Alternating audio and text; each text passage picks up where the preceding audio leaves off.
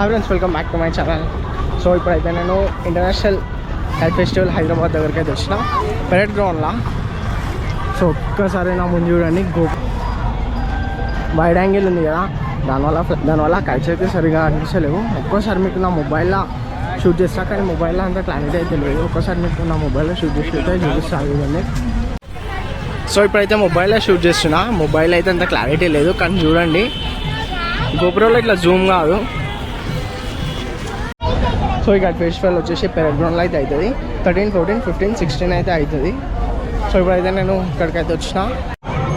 So లోపలికి అయితే వెళ్ళొచ్చు. నేను ఇప్పుడు జస్ట్ ఎంట్రన్స్ దగ్గర నుంచి వీడియో అయితే ఇస్తున్నా. లోపలికి వెళ్ళి మళ్ళీ మీకు వీడియో తీసి అయితే చూపిస్తాను.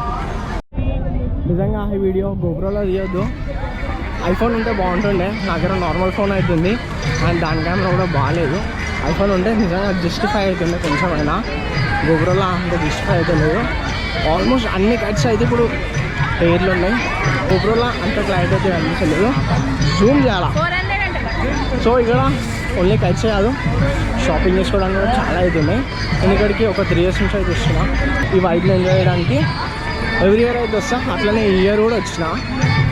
ఇక్కడ ఒక ప్రాబ్లం ఏంటంటే ఇక్కడ మ్యూజిక్ అయితే ఉంటుంది, ఆ మ్యూజిక్ ఒకటే ప్రాబ్లం. అందు గురించి తెలిసా యూట్యూబ్లో ఉట్టునే కాపీరైట్ అయితే వస్తుంది. సో అందుకైతే మ్యూజిక్ క్యాప్చర్ కాదు, అక్కడ నుంచి వీడియో అయితే ఇస్తా. ముందుకు వెళ్తా, జస్ట్ కైట్స్ అయితే ఎంజాయ్ చేయడానికి అయితే వెళ్తా, కానీ అక్కడ వీడియో అయితే ఉంది. ఎందుకంటే అక్కడికి వెళ్ళి వీడియో తీయగానే మ్యూజిక్ అయితే వచ్చేస్తుంది. ఇంట్లో మనం కష్టపడి వచ్చి వీడియో తీసి దానికి కాపీరైట్ పడితే మనకి అంత సాటిస్ఫై అయితే ఉండదు కదా. సో అందు గురించి అని చెప్పి నేను అక్కడికి ఇంకా ముందుకైతే వెళ్ళొచ్చు, అక్కడ వరకు వెళ్ళొచ్చు, కానీ అక్కడ వరకు వెళ్ళి వీడియో అయితే తీయ. నేను జస్ట్ వెళ్ళి అక్కడ ఎక్స్పీరియన్స్ అయితే అంతే.